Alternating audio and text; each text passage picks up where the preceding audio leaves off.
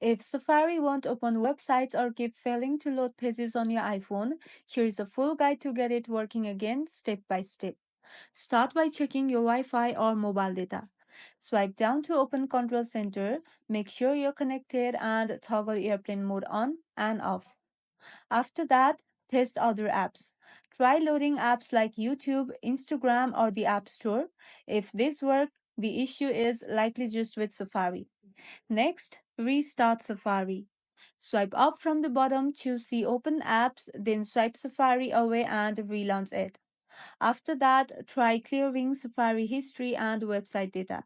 And for that, go to your Settings app, then scroll all the way down and tap on Apps. After that, scroll down to Safari and tap on it. Here, search for clear history and website data, then tap on it, then confirm when prompted.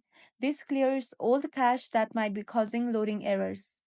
And if nothing works, try resetting network settings. And for that, go back to the main settings menu, then tap on General. After that, scroll all the way down and tap on Transfer or Reset iPhone. Choose Reset, then tap on Reset Network Settings. This won't erase your data but will reset Wi Fi and mobile settings. And that's all.